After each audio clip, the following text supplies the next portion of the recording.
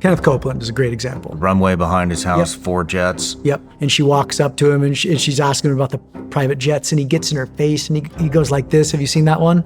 Is this the guy that he looks like a demon? Yeah. So a YouTuber named Tommy G and I. What happened? So he has a 19,000 square foot parsonage. And so now we're like 3/4 the way to his house. No one's been down here before. No one's ever seen footage of this. Tears his glasses off and he opens his jacket and he walks up to us. He's like, "You out of here now." And he flashes this badge. Kenneth Copeland is a great example. Runway behind his house, 4 jets. Yep. I mean, so is that, how it works with these guys, and I'm not, just business in general is you buy a private jet, a yacht, you charter it out, you use it when you need it. Obviously, one person doesn't need 4 private jets. You know what I mean? So is that what they're doing? They're launching a jet rental business that is so they're already tax-free from buying the jet, right? Correct. Then they rent the jets out to other corporations or whatever. I don't see much. Well, again, would that be an example? Could be. But, and I know I've heard a couple people do that. That's their excuse for the private jet is, hey, we're actually going to make money with it. But I see that as an excuse. Like, there's this thing that we profile on the show called long-distance ministry. And a pastor will find an excuse and open a church 1,000 miles, 2,000 miles, 3,000 miles away from his main church. And then he goes, "I need a jet because I have to go preach the gospel." And it goes back to that biblical premise of what is a church. Like, you're here to make disciples of men and run your ministry, which is your family. Everything else is just man building layers on top of Christ's message. Like, Christ didn't say you need to fly, like this guy needs a private jet to fly over there. Instead, the Bible says to build and exhort Christians, raise up Christians like you, Shawn. And this is the kicker. The whole point of a shepherd, of a pastor, because pastor translates to shepherd, is to raise up his flock and then send them out. So if the biblical form of church is, I am here to, if you came to my church, whatever that be, a home church, a mega church, my entire biblical goal is to steward you in the faith and grow Shawn to where Shawn goes, "I'm ready to leave. I'm going to go start my own." That's the point of the church. But man, what a bad business practice, because you are my money. So no, I'm not going to send you out. I need you here, Shawn. I need you here building this machine that we've built, this business. It needs you. But God didn't tell you to build a building. He told you to build the body. And so Kenneth Copeland is a prime example of inurement. Kenneth Copeland is the guy, you've seen the video before where the female news anchor corners him on the runway, and she walks up to him and she's asking him about the private jets, and he gets in her face and he goes like this. Have you seen that one? Is this the guy that he looks like a demon? Yeah. And he says, "I can't fly. I have to fly private because I can't have demons in the tube with me." So he's calling people demons. That's Kenneth Copeland. And so we had a great showdown on his property. It's in the series. And so what happened? So he has a 19,000 square foot parsonage. What's a parsonage? A parsonage is a house owned by the church. So it's bought and paid for by donor dollars and tithe givers, and the pastor can live there. The purpose of this is, hey, back in the day, clergy would live on site, right? That door would be open 24 hours a day for someone to come in, get prayer, in the Catholic world, repent. And so that pastor would need to be on site all the time. And so they would build what's called a parsonage right next to the church. So the pastor could live in this very modest house that's usually attached physically to the church. Well, over decades and just through precedent, that parsonage has been pulled off. And so the church will pay for the parsonage of the pastor. So the parsonage is owned by the church, but the pastor can live in it. There's no stipulation on how big that parsonage can be, how extravagant it can be. So Kenneth Copeland has a 19,000 square foot parsonage on the lake on his church property. His church property, so this is the story about Kenneth. Kenneth, what most people don't know, was a struggling musician back in the day. He became a pilot and started flying Oral Roberts around. Oral Roberts is like OG evangelist. He's like one of the first old school big boys in the space, similar to Billy Graham. And so the story goes that Kenneth Copeland was flying over Texas and saw this runway next to this lake. And God gave him this vision that he was going to buy this whole parcel and turn it into a church and turn it into what he calls the revival capital of the world. So flash forward, he creates this marketing pitch, starts his church. And back in the day, in the 60s and 70s, mailers were super popular. And so, you'd get a mailing list, you'd mail 50,000 envelopes out and say, hey, Shawn, give me $10. This is Nathan, this is Pastor Nathan. I need $10 to help you spread this message. We have his mailer from the 70s. And he promised to build 6 things. He said, and in this pitch, God gave me the vision to buy this runway.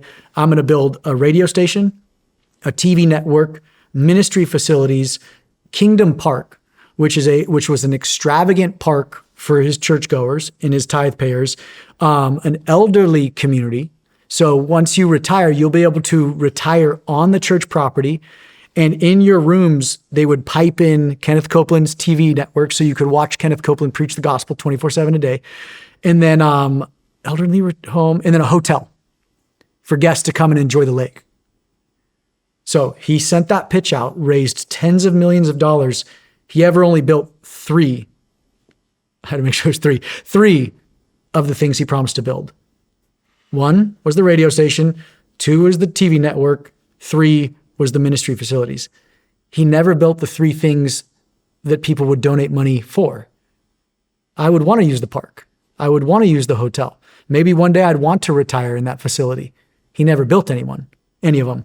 In the for-profit world, that would be called fraud. He would be in jail. Mm-hmm. In the religious world, we call it faith, Nathan. You got to have faith.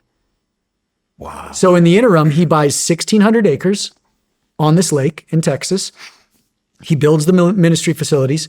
He builds the radio and TV networks. And then a gentleman, a builder, a developer was like, hey, this bottom part of your 1,600 acres is prime for development. So he peels off 400 of the 1,600 acres and sells it to a developer. So there is a housing development there today. It's not for the elderly though. And he made money off that deal. It just went back to his church. In the meantime, I can't remember the gentleman's name. He drills oil, started going to the church. And he's like, hey, you own the mineral rights of this land. Let's start pumping oil. So they've been pumping oil for decades and no one knows how many tens of millions of dollars have been made off the oil because it's all this guy's. All of it. All of it. It's all called a church. And so flash forward, now he's an older guy. So the oil business falls under the church. Mm-hmm. The church owns the oil business. Yeah. So he has his 2 private runways. He's got his ministry facilities. He peeled off 400 acres to a for-profit development. He's got his oil platforms. And at the very bottom of the lake, or the property near the lake, he started building this 19,000 square foot parsonage. And now he lives in it. No one's ever been there before. So no one knows what it looks like. Pastors have, but like nobody like you and I have ever been there. So that 19,000 square foot parsonage, word is from an informant that basically Copeland has Epsteined tons of pastors. So there was an electrician back in the day that wired cameras and audio recording devices into every guest room in that 19,000 square foot parsonage. And so if you have pastors so afraid of their rivals. So they're blackmailing. He's blackmailing. Yeah, got to get dirt on people. How did you come across this information? Through our PIs. Yeah. Every single guest room the guest rooms in a parsonage owned by the church is wiretapped, video and audio, to basically archive dirt on people staying with you. Has anybody received the footage? No. Because no one can ever get to the house. Man. Wow. It's not things aren't as it seems. It appears that way. So I had the thought that, hey, I want to see the parsonage. So I start giving money to his church and I'm like, the church owns that house. No one's seen it. So I want to see it. So a YouTuber named Tommy G and I start going to his church. And we're like, okay, I get a schematic, a big printout of his property because it's huge. I track the roads. We, get a visual on it. And there's one open gate from rain runoff that couldn't close. And it went from a parking lot to this dirt road. And so I could see it on the map and I'm like, that's our inn. We're just going to steer down this open gate and see where it leads us. And we're going to try to get to the house. So this is in the show. We go to service. Ironically, everybody, all these pastors know me. So as soon as I sit down, there's 3 security guards around me, like with their earpieces. And I sit through part of the service. I get up and leave. And Tommy walks out and we meet at the cars and we just start driving. So we get on this dirt road. We go over this open fence and boom, we're 50 yards from his runway, but there's a gate closed. And I'm like, shoot, I got nowhere to go, man. We pull up to the gate, it just opens. And I'm like, well, this is God. So we're doing this. So we get onto the runway. So now it's something out of, what's that? It's something out of an action movie. We got 2 cars flying down a runway now. And I'm like, okay, we're going to make a hard right here. And this is all in the show. And there's another gate. And boom, that gate opens too. And so now we're like 3/4 the way to his house. No one's been down here before. No one's ever seen footage of this. And I'm a big bow hunter. And so as I'm driving through this property, it's all high fenced. So it's 10 to 12 foot fences. I start seeing bucks everywhere. Deer. Mm-hmm. And I'm like, this is his own hunting ground. And sure enough, we pull up to his house and there's one final gate and he has this massive deer stand. And I'm like, this pastor has his own high fenced hunting ground on his property, on the church property that no one gets to use, but they pay for. So we pull up to the fence and there's a keypad. So I'm like, we're not getting through this one. And now I'm 200 yards from the house. So we can see it. So we put drones in the air. We're having fun. No one's ever been here. And so there's no security. And so I call the front desk of the church because I'm like, well, like we're kind of stuck here now. So I call the front desk and I can't remember the guy's name. Abraham. This nice guy named Abraham answers. And he's like, this is Abraham. How are you doing, Nathan? And I said, whoa, how do you know this is Nathan? And he goes, we have your number. You've been giving to us. And so they're just a refined call center. And I'm like, okay, awesome. He's like, what would you like to do? Would you like to give money or would you like prayer? And I'm like, well, I got a random request. Like we're sitting at the gate of Kenneth's house. Like I'd love to meet the pastor. And he's like, you're what? And I'm like, I'm at the gate. Like we're down here. We made it through 2 gates. We were on the one, and I tell him the whole story and he goes, please hold. And he just puts me on hold and there's some hymn music in the background. We sit there for 30 minutes. And I'm like, no one believes that we actually made it here. So let's just head back to the runway. So we drive back to the runway and we just wait. And I'm like, if we just sit on the runway, someone's going to see us. So we just sit on this open runway. And sure enough, within 5 minutes, boom, 2 private security guards cars come driving by, park next to us. They're professionals. Like after Ed Young's experience, like I know private security and I know professional security and then just like straight cowboys.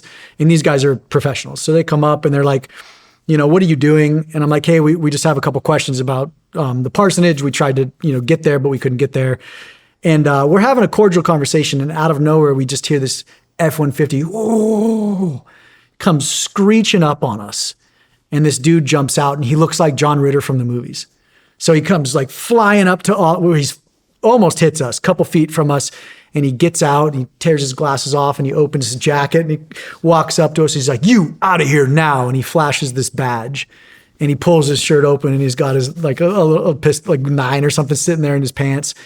And luckily, Tommy G has been through this enough. And he goes, let me see that badge. And the guy goes, no, get out of here now. And he goes, no, I want to see your badge.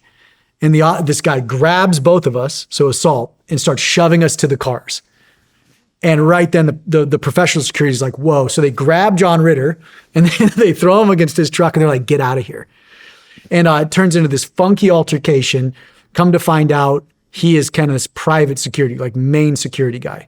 And again, I'm respectful. And so cops show up, there's kind of the standoff and we're like, hey, we just have questions about the financials. No one's willing to talk. That parsonage is paid for by the congregants. No one's ever been here. No one's ever seen it. Like at least someone should be able to look at it. And the cops are like, hey, can you guys please leave? And the private security is like, can you guys just leave? And we're respectful. We're like, okay, but we'd love to talk to someone. So flash forward a couple days, we find out that cowboy security is Kenneth's private security and they fire him. That guy has traveled around the US to churches. He gets hired and fired over and over again. It's just his MO. But so another major loophole is these parsonages. You could do whatever you want. David Taylor, who was just arrested by the FBI yesterday, 26 or 28,000, square foot home in Tampa, Florida. That's just one. He has about 28 million in real estate. And so just with the loopholes, you can do whatever you want. And again, you're asking for money, whether that be through tithing or generosity, from vulnerable people who are there, to be preyed on and loved on. And these guys just build empires in the name of Jesus. Man.